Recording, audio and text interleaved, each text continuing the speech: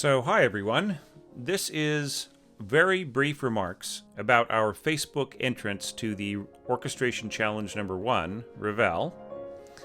Now, I've decided to do my comments as a video format rather than just writing out text because it just I talk about 100 words per minute. So if I talk for about 5 to 7 minutes, that's 500 to 700 words, whereas if I tried to write that out for, who knows, dozens of different people, it would just end up being a short novel, right? So I'm going to spend about, just a few minutes on each score as they're submitted on each day. The criteria I'm going to be using are very simple.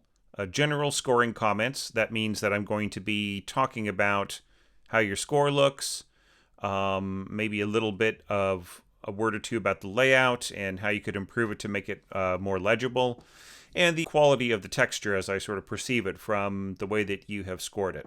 All right? So I think that that's good enough. Now, of course, the Patreon evaluations are going to be more extensive. I'm probably going to spend about 15 to 20 minutes on each score, maybe more, depending on how long it is.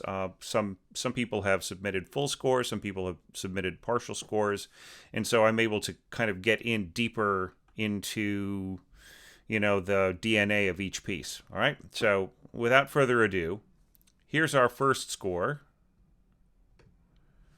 by John Martin. Okay, so first off, let's talk a little bit about the layout that we've got here and the choice of instruments.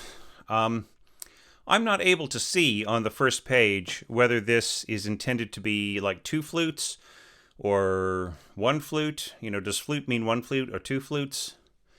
And, generally you would presume just one of each. And horn, here I would really want to see two horns or four horns because a brace of staves on horns usually means that there are going to be, two horns per staff. So horns 1 and 2, 3 and 4.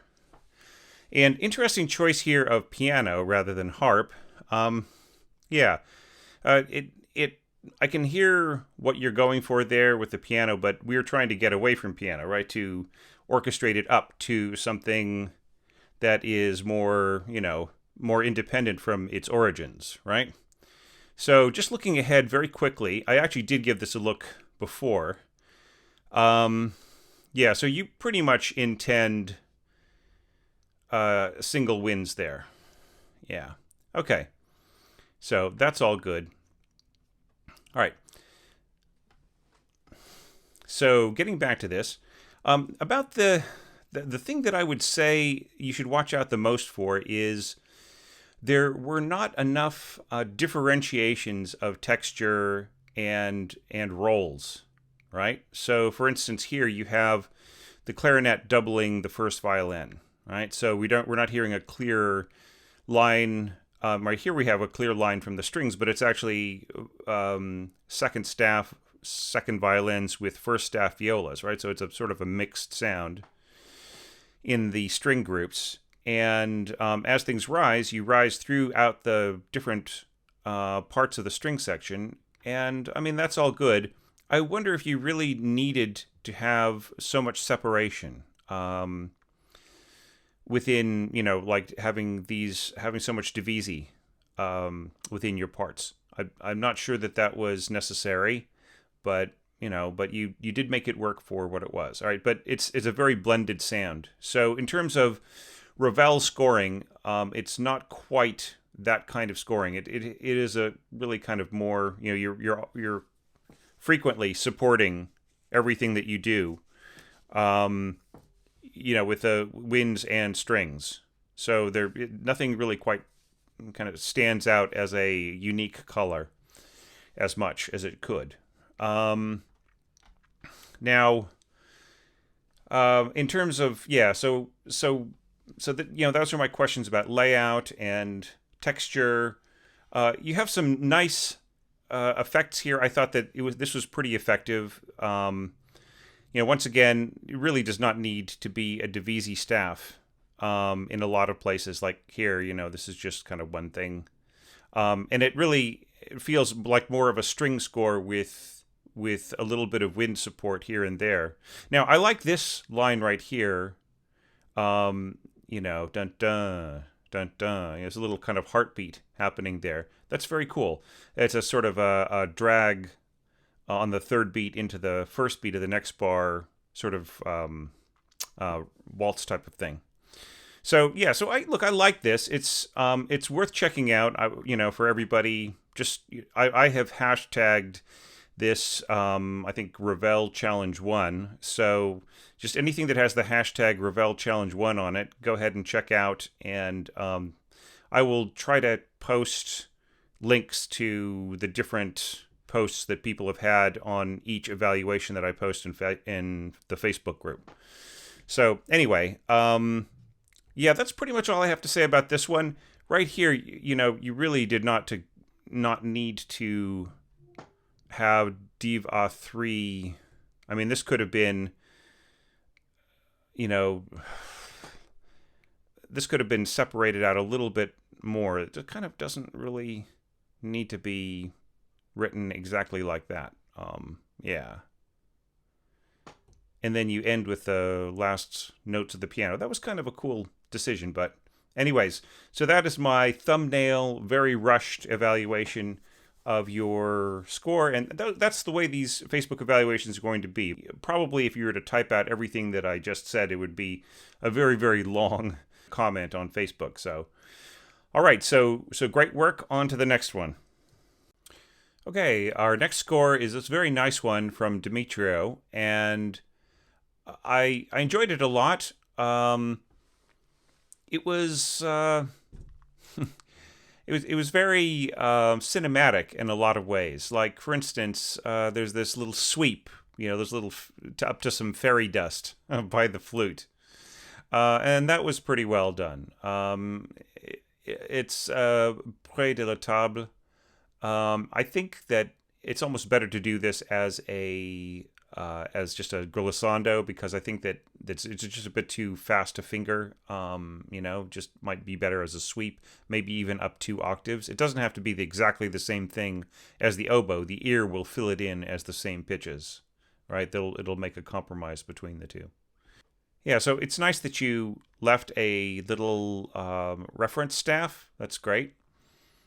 Now, there was one part which I felt was a little ineffective, and that is here, going up to this point at bar 57. That was great, but then when we get here, I felt that the clarinet part was just a little distracting from the energy. Maybe there's some way to do this with strings, or maybe to do it on different pitches, rather than this kind of confusing the sound picture so much. That would be something Ravel would probably want to avoid, I would say. And there's also right here, we kind of lose the sense of momentum because you take out some of the rhythm. But I mean, that is in itself kind of an interesting idea, to just to back off on the rhythm for a while. So I'm not condemning it, but I'm just saying it starts to lose the same kind of pulse that we've had all the way through, right? Now, once again, like the last score, there is a lot of mixing, and there are not a lot of places where the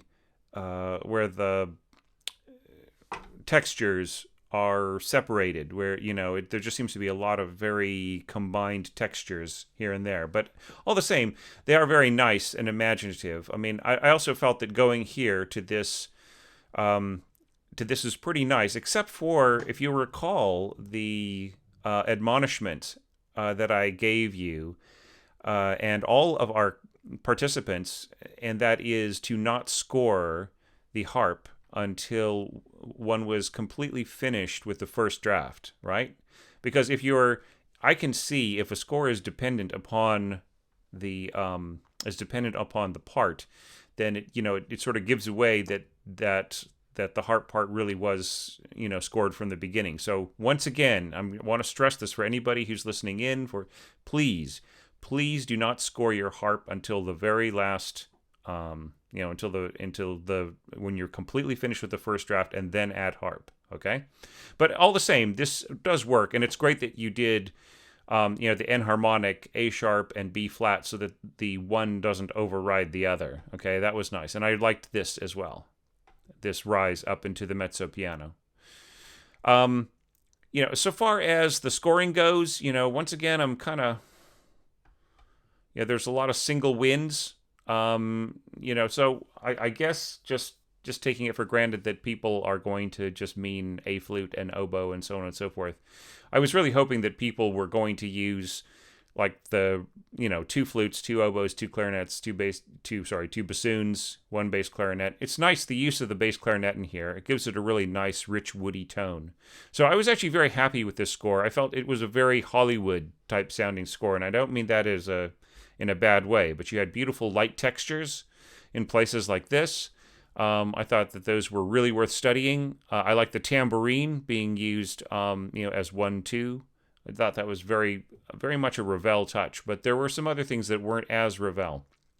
Once again, as things started to heat up, I felt that just a little too much was added in a way that distracted from the clarity of the part, rather than its, So just think about that. I mean, if that is a style in your orchestration, that I'm not going to knock it, but I felt that, I would probably have edited it if I were, if it were part of a movie soundtrack or something like that.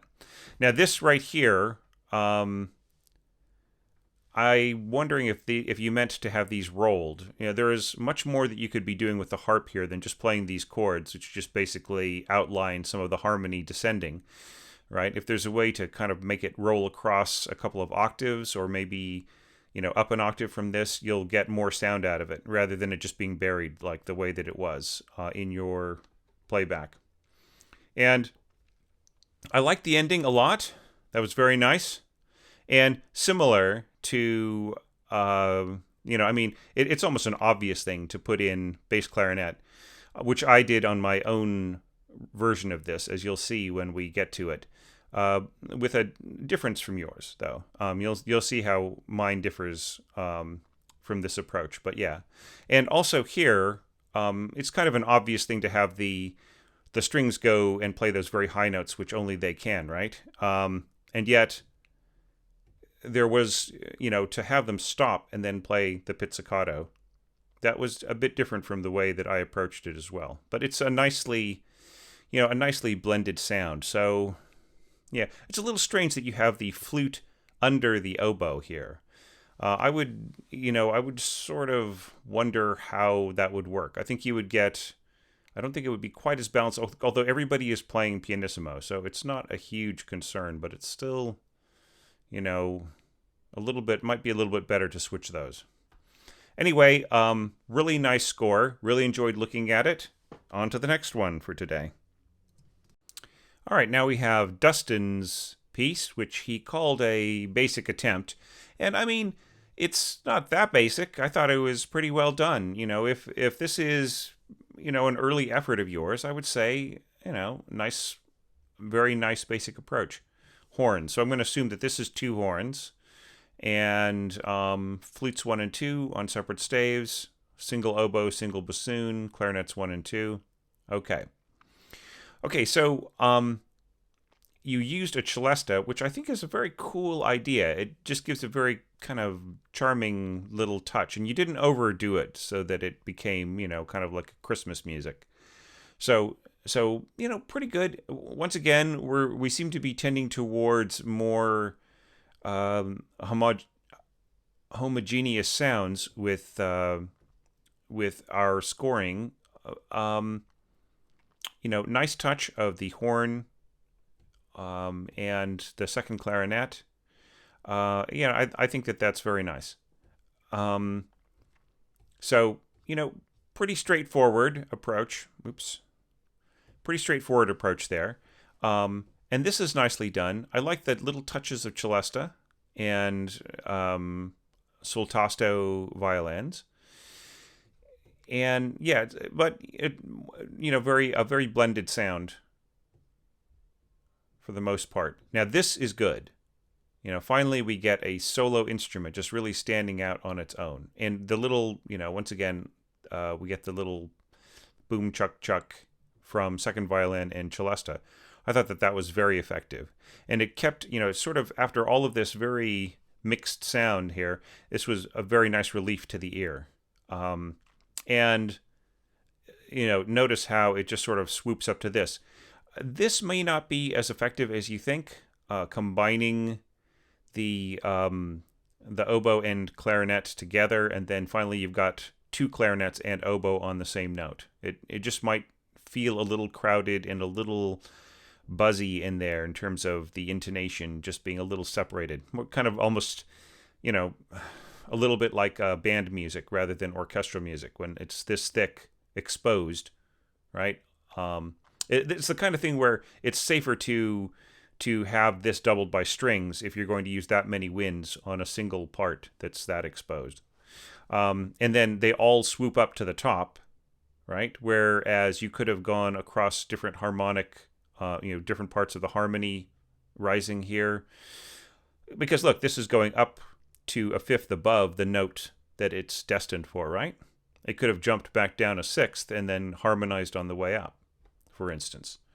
So yeah, but I feel that this sort of drowned out this, right? Which actually could have even been done as just sort of a sweep, like a sweeping glissando or more arpeggiated, like maybe in triplets or something like that. Yeah, and this, once again, we're going back to a very blended sound and lots of octaves. Octave flutes with the firsts, oboe with the seconds, that's all very effective. Okay, and then, our big appassionato climax here. Yeah, this is all just sort of guaranteed to work. I felt that it was a little barren here. You've got flute 2 and clarinet 2 that are doing the little offbeat notes, right? And they're only supported by violas. You can put violas in octaves too. They don't mind it at all. And you could have used more bass in this piece. Really, definitely. Could have used a lot more bass and then freed up your cellos to do different things, right? Yeah, and a nice cool down. I thought that this was very effective. And I like the fact that it was like a section solo. This, the little answering motive up here. And then the back and forth was also, I thought, pretty effectively done. And then oboe sort of wending its way down to clarinet. Actually, oboe can somewhat dovetail into bassoon. And since they're both double reed instruments, they can kind of pull off the feeling that the double reed sound is just continuing to descend and descend and descend, if they're good players. Okay, and this was very charming to have the celesta go up. I mean, if you only used the celesta just for the ending part, it would have been totally terrific too. And then bassoon doing staccato on the way down. And you know what? You don't even need the cello here, right? Because it's just effective enough. And I like the fact that you carried over with your tone, and then had the winds come in after. So anyway, that my advice is don't be shy to add double bass to things, and you'll really free up your cellos. And your cellos could have been doubling with the violas. You could have actually gone divisi with the cellos, had cellos and basses playing below this, and got a much more effective, much more deep bass here, and then had much more support for this little, counter motive going through, right? And then the harmony would have been richer here. Anyways, those are some thoughts on it. I'm really happy with this. If this is a beginning effort, I, would really be interested to see what your efforts are going to be like as a more polished orchestrator in the future. So, nice job. Well done. All right, now we've got Alex's piece. It's pretty nicely done. It's for wind quintet and strings, pretty much. And the horn is placed within the wind group, yeah, just like a quintet. So, yeah. So it's a bit of an exposed sound as opposed to, with doubled winds and so on, two horns, and especially starting out like this. with the harmony and a little bit of bass being played by the bassoon. So harmony and the clarinet and the horn. And yeah, it's like a sort of like a chamber orchestra version, I guess. Now, the comment that I would make first off, even though this is fairly nicely balanced, is that some of the motive is going to be, some of the pushing rhythm on this is going to be a little, it's going to be a little smooth and not really impulsive. Do you know what I mean? It's not going to really push the feeling of this, the imperative of this piece forward that much because of so many slurs in the bass line. This bass is slurring to that, and these different, this sort of rhythmic part is all slurred together, and the bass is kind of all slurred together, as opposed to being separate kinds of notes. Now this is nice. See, like immediately you can hear this coming across as something that is a little bit more pushy to the rhythm here. So yeah, I would just say that I think that if you wanted things to be more emphatic, to be to have a little bit more lift and a little bit more life to the rhythm, then I would say take away a lot of these slurs. The balance is kind of nice in terms of the texture. It's going to be kind of reedy on the harmony, sort of have a very kind of a chocolatey sound in the middle here, which may detract a little bit from the violas playing that melody so lowly, so watch out. And then of course you go to second violin here, and then higher winds playing same basic approach, and yeah, so once again there may be a little bit of conflict here between between this and that. So they're in a practical situation, the second violins are going to have to be told to bring it out a little bit, which the first violins normally would just do, without having to have much urging. Yeah, so same basic approach, and this is nice. Once again, flute solo on that first high, melody, answered by first violins. This is really where they start to come out, okay? And stopped horn, which is going to have like it's going to have a really flat kind of hissing kind of a sound. So it may not do everything that you want it to do here. If you just wanted to control the sound and make that concert B flat sound, sound a little bit more, a little quieter, then this is just going to sort of make it sound kind of biting and slightly snarly. I would actually make sure to cancel this here with a little circle over this. O for open. Okay, this is nicely done. The kind of can't go wrong, and it's good that you had this harmony change to follow the octaves in the second violin. Okay, so this is good scoring. And the big sweep up to here, a lot of people have sort of followed this, the kind of the more Hollywood way, just really leaping up to this. And this was a good interpretation of that like little counter rhythm, that little counter melody that goes across here. You've got flutes, violas below that, cellos below that. That is going to be a very, very rich and nicely done. And then, of course, you can't go wrong with bassoons and basses at an octave apart from each other.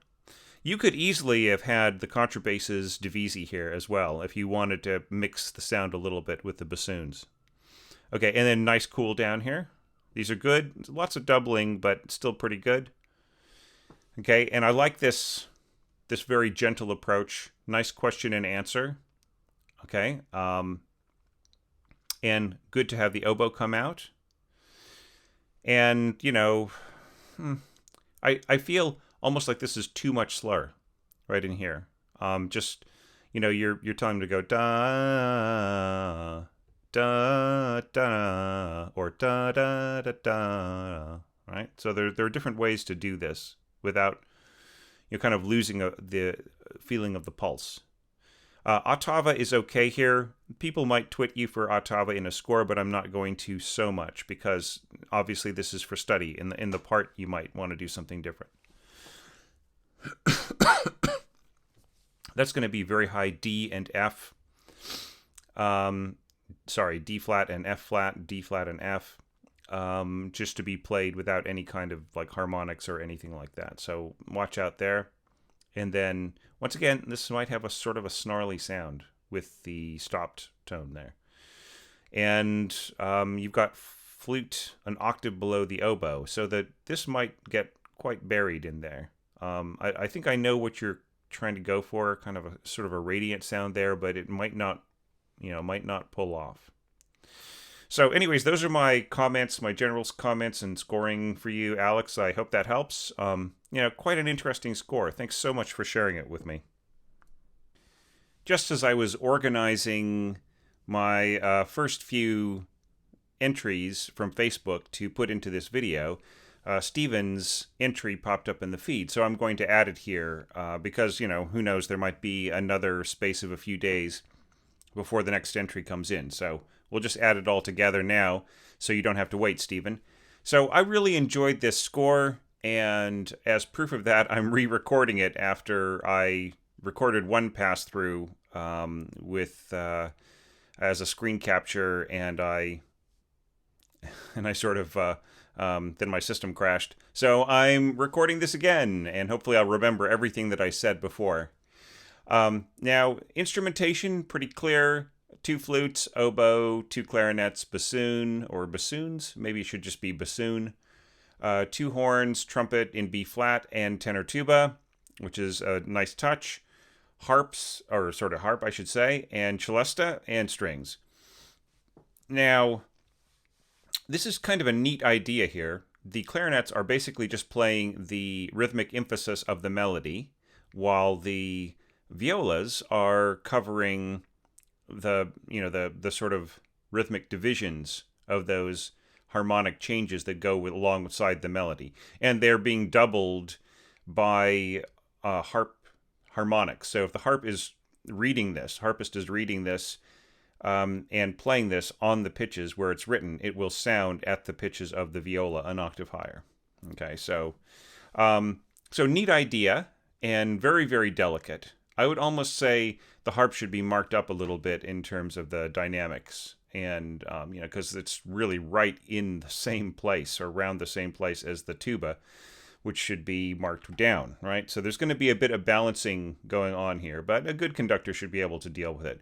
The main concern is whether or not these little bits of emphasis from the clarinets are going to translate through to a melodic idea and not feel too spiky, and whether they're really going to connect with the violas as carrying through the idea of the sustained notes of the melody, right? So it's a question whether or not that would work. Maybe it would. It's maybe worth trying. Now, the same basic idea is continued on. This is nice, the oboe adding to this idea, and upper strings coming in for a little bit, and then the very same idea as the beginning in terms of the flutes and the first violins, and the violas taking over the rising the rising patterns, or coming from cello. This is kind of nice. Once again, this is going to be a sacrifice of a more imperative type of rhythm here, because everything is slurred, right? So it's going to be all sort of slidey, and rather than being really impulsive. Do you know what I mean? Now, continuing on, sort of, the same idea as before. Clarinet sort of coming in and supporting from below. That's all very cool. Yeah, I like this a lot. Now, moving on to where we get the little boom chuck chuck. Here, I feel that the celesta and the harp might need a bit of balancing, especially since this is not going to really be pianissimo. This is a lovely idea, by the way, clarinet solo. You can mark it pianissimo, but up there on F and G, it's really going to be more like piano or even mezzo piano, because this is just, is getting into the register where the clarinet becomes brighter and brighter and just sort of more out of control loud. But, as it descends, it can certainly be more pianissimo. Now, the slurring here is just, you have to think it's going to be da, right? So where is the drive in that melody? Wouldn't it be, what if you were to slur it da, da, or da, da, da, da, da? You know what I mean? There are ways of making the breathing and the attack do some of the job as making the melody more propelling forward. Having it have more push on certain notes. But anyways, going back to the celesta, I feel that it's just these pling plings are a little too soft. The celesta is a very soft instrument. Pianissimo for this is like triple P for everybody else. So I think it needs some kind of doubling in order to come forward and marking up the dynamics. So this would be better off, I think, at piano. And same thing with the harp, and maybe the harp could double the celesta because their sounds do sort of help each other out. So it's just a thought there. I feel that the celesta is not going to cut through as strongly as it might be suggested by your sound sets. And this is all nice. And then oboe takes over, and from this point on, you are doubling the melody with strings. And that's all good. This will give you a warm sound. This will give you a cooler sound, even though it's higher, doubling with the first violins. That's all good. This is nice. I like this. I don't know about slurring these tenor tuba lines. Ba. I don't know. I mean, I feel like you need more oomph here. Maybe it would be better without the slur. This is going to have to be marked down, by the way. Piano probably will help to balance with everybody else. All right, and then you get to this. I feel this is very effectively scored. Flute in octaves, oboe taking the bottom octave, and then, of course, both of those doubled by first and second violins.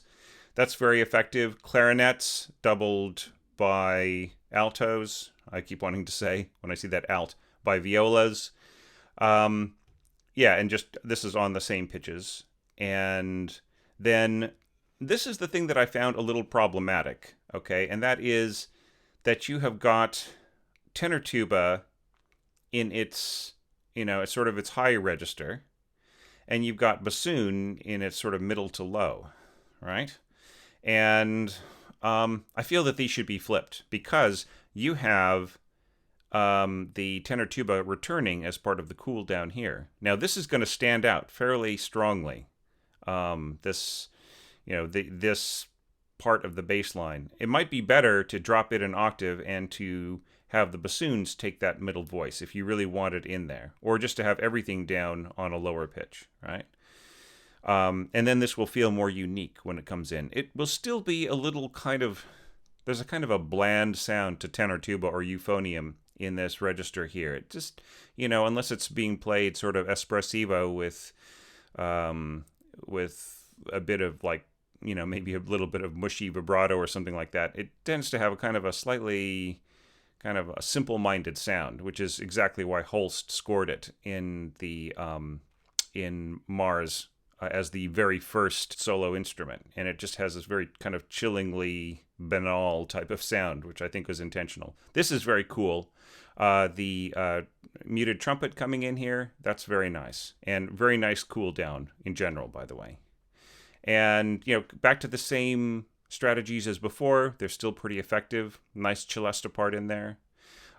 This is pretty high for bassoon to just start there kind of cold. And this should also be scored in tenor clef. But I mean, it's a neat idea to have to have such a high bassoon part. But I almost feel like they're, if there was some way of walking up to it or something like that to kind of prepare it, it would be a little easier to reach. But I suppose you could just hit that A. It's not that big of a deal.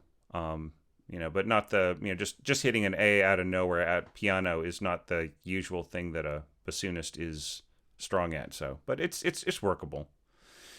And once again, I feel that you should rethink some of your slurring here, because it just makes it everything is just like one long, sliding around idea. And yeah, that's all good. This is kind of neat. this should be reduced a bit in terms of volume so that the celesta can stand out better, right? So it should be a pianissimo by the time you get to here if the celesta is going to come through all right. And this is very nice, the sul tasto. So, hey, I'm really glad that we were able to fit this this evaluation in before I made this video of the first group of Facebook entries. And thanks very much for sharing it with me. So I'm actually fitting in yet another score here by Roque, and it's kind of neat. There are a few things that are way out of whack, but there are some other things that are pretty cool about it. So I'm enjoying reading through it and so on, but we'll just solve all the problems as we go through. So start off with just a word or two about layout. The way that this is laid out is kind of strange. You've got this bar line going down to the B-flat trumpet and then sort of petering out right about here. It should really be a divide right here, right? There should be no bar lines here, and then this bar line should go all the way down to there. And if this is Sibelius, you can just grab it and drag it down, and then just grab this and drag it up, and then create a space in there. Okay. The other thing is that this is scored in bass clef, and I know you were sort of trying to make it easier on yourself, but if this were scored in treble clef and it was transposing, then it would be just a much nicer written horn part. For instance, this would be written G, right, and this would be written E. So it's nothing that's really too far out of bounds for the horn players, but still, it just reads very weirdly to me.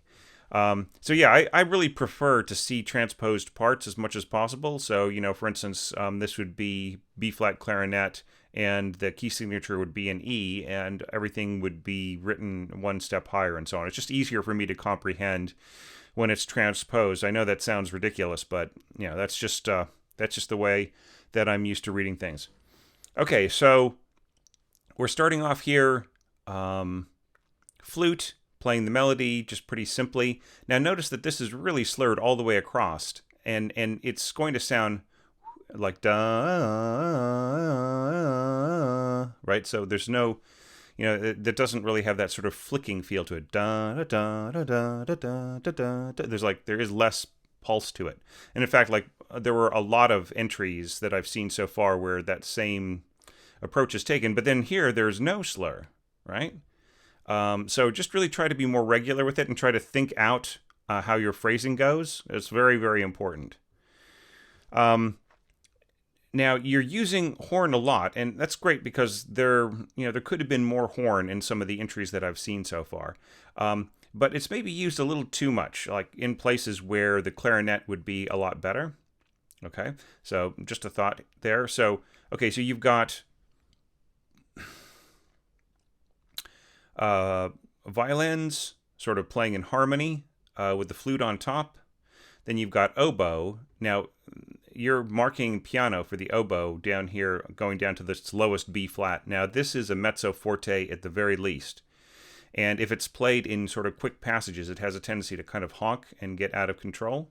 So I think what you may be envisioning here is actually closer to a bassoon solo or a bassoon line, right? It would work much better on bassoon or clarinet. Now here you have clarinet and flute in unison, and what's going to happen here is that nobody's going to hear the flute and everybody's going to hear the clarinet, right? The clarinet will just completely bury the flute because it's in a much stronger register. This is a weak register for the flute, all right? So just be aware of that. I mean, it'd just be better to leave out to go flute, bassoon, clarinet, and don't worry about the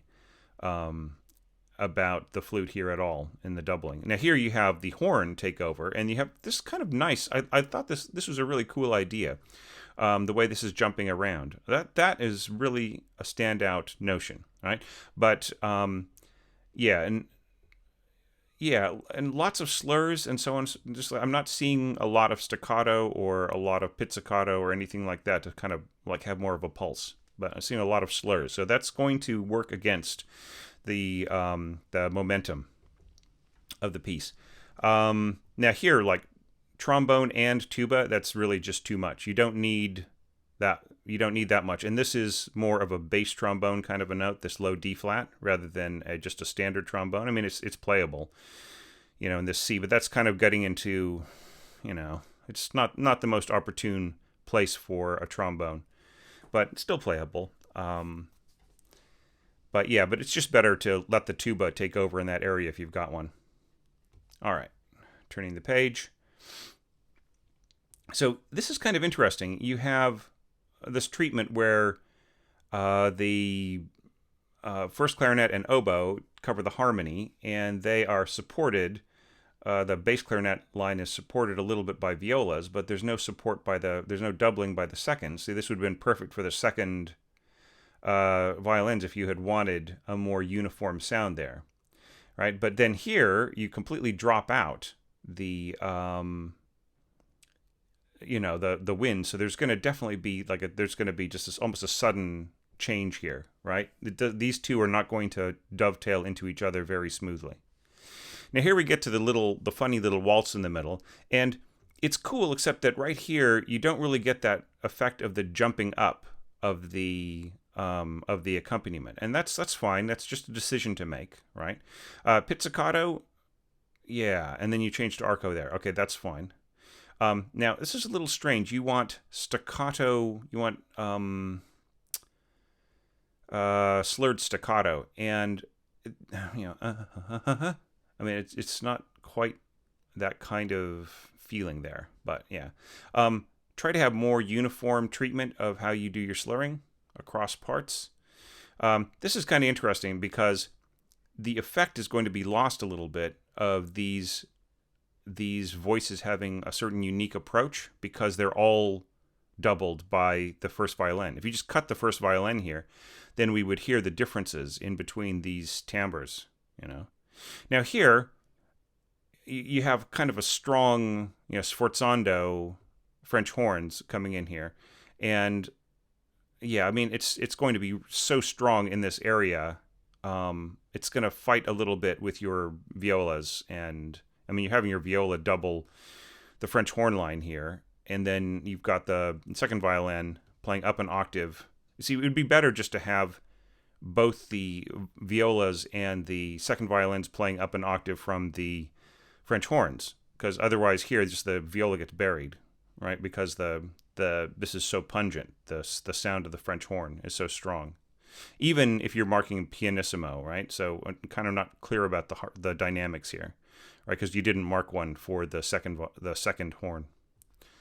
All right, moving on. Now here, you're kind of giving the whole brass section just really kind of active kinds of things to do. This is not really, I mean, yeah, a brass player can play this, but it's not, it's not really, it doesn't have that same sense of smoothness and lift. This is why I was saying, this really feels more like a clarinet line to me, and these higher, more penetrating kinds of notes. And of course, just is really as confusing as all heck to me to read this with in bass clef. It just really, even if it weren't going to be transposed, it would have been preferable for me to read this in treble clef, right?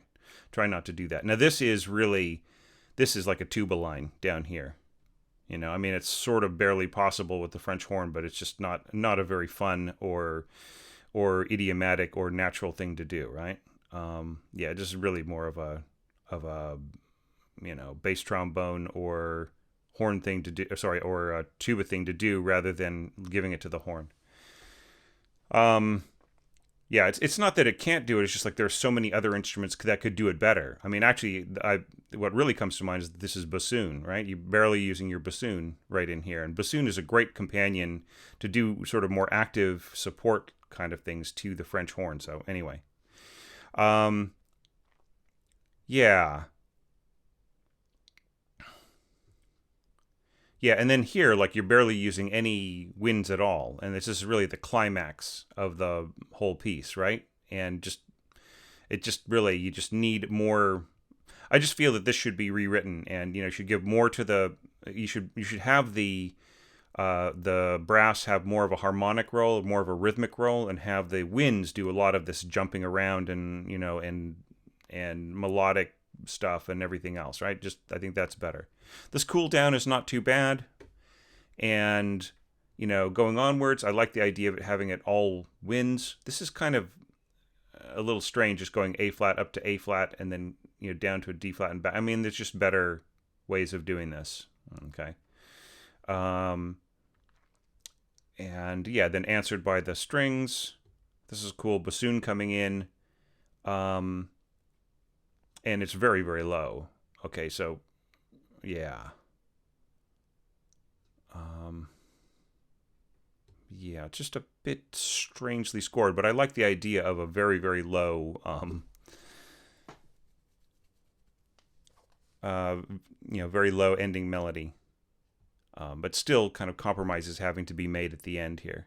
That's something that I haven't seen anybody else do yet, which is to have the flute come down and play this part too. So there may be some out of range stuff that I'm not seeing because I have to sort of blast through this score. But yeah, I like the ending. Needs a little bit of work. A lot more that we could say. Once again, some of these would take like about an hour's worth of evaluation to really knock them into shape and point out all the things that you could improve with it. But yeah, but not a bad approach, but just needs a lot of work in the middle. But a good a good start. Thanks so much for sending it to me, and yeah, just to have a poke at it after people have had a chance to give you some more feedback. All right. Okay, so our last piece for today is by José, and it's actually fairly complex in the way that it is laid out, textures and choice of instruments, density of the score. It's all some pretty thoughtful scoring here, and a lot going on. So I can't really this.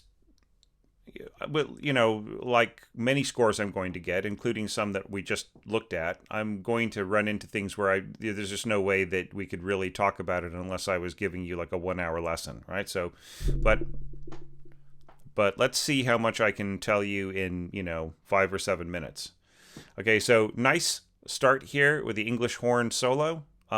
It's probably just sort of a general comment to everybody. It's good to mention that when an instrument really is soloing.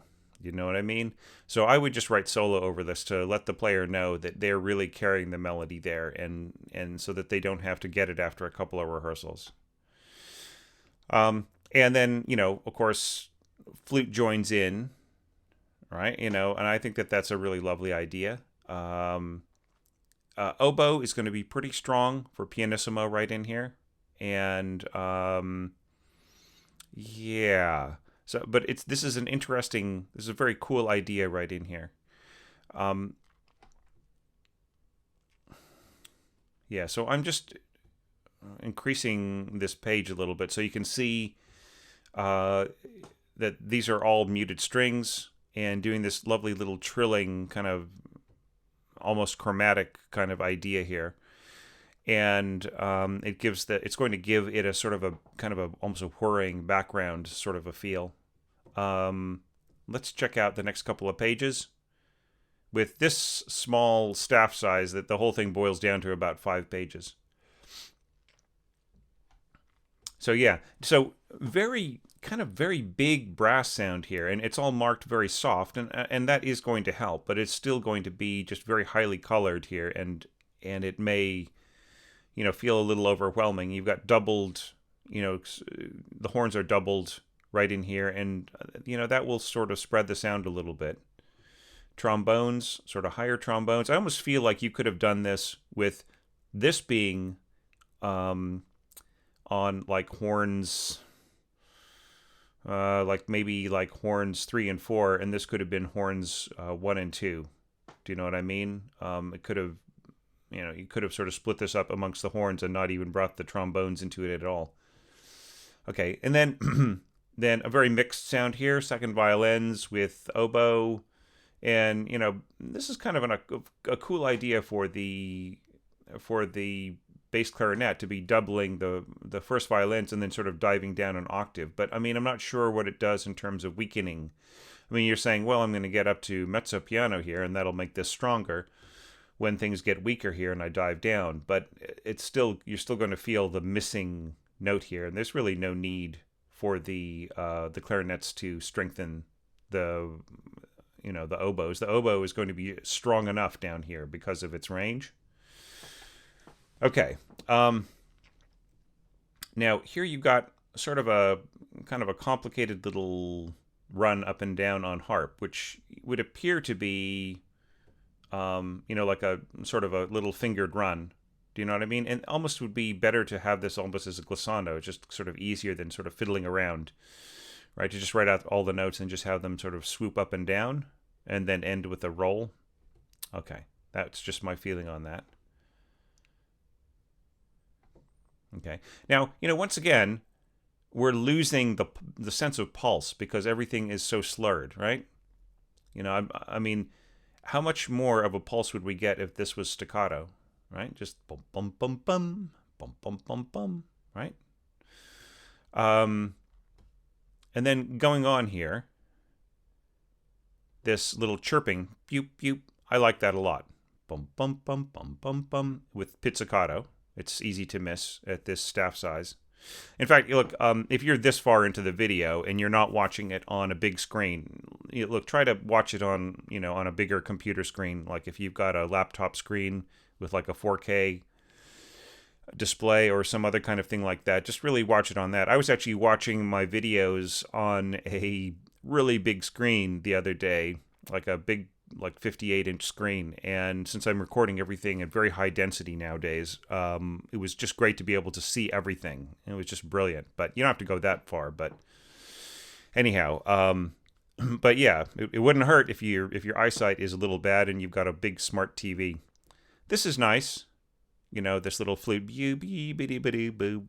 and then the clarinet picking up. That's exactly what to do there so you don't lose strength, and then oboe coming in here. And yeah, so I'm not sure. See, like here, it's going to jump up, right? I almost wonder if you could have gotten away with just doing the bassoon there, right? And not having it supported by the bass clarinet. Almost seems like a little too much.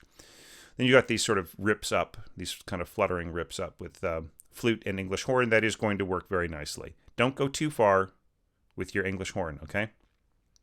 G flat is quite a bit, is quite high. And this may not be all that audible. Do you know what I mean? But, with this kind of firmness here, crescendo in the horns, stronger notes coming in here in the winds. Okay, one more page here, or two more pages. Yeah, now you're getting really kind of big on this on this percussion. I would say if you have this much percussion, this much strength in your brass and winds, then this is completely, inaudible. Just forget about the harp in here. It's just nobody's going to hear that. You know what I mean? You're better off doing filigree that's very, very high above, the winds and the strings, or along with the winds and the strings in the very, very highest registers. Or, like glissandos or something that is bigger, because this is just going to get swallowed up. This is not going to sound like anything. Yeah, two flutes, and then oboes doing the kind of counter thing. Yeah, I mean, yeah, it's just going to be Titanic sounding. But, you did lay the groundwork, right? I do have to say, you laid the groundwork here, right, for the eventual build on the next to last page, right? That's pretty huge scoring, okay? And the cool down is going to work fairly well. But I don't think you need, I'm not sure about this right in here. English horn and the B-flat clarinet doing unison there. I'm just not so sure about that. I mean, doubling violas. I think you only need one of these people, right? Either the clarinet or the English horn. Nice that you're giving the bassoonist a solo, right? More bassoon solos. Okay, B flat clarinet. That's good. Flutes. Yeah, and then the ending is, is all pretty much as we're seeing in other scores. I like the little, I like this. This is nice. These little, 8th note tremolos or 16th note tremolos. And pizzicato there in the bass. That's nice. Okay. And then the harp doing the little blim. Yeah, and bass clarinet. That's going to be everybody's favorite. Kind of the obvious thing to do. Once again, we've got flutes below and oboes above. The oboe's going to tend to stand out. The flute's going to get swallowed. That's just what you're going to have to face at that.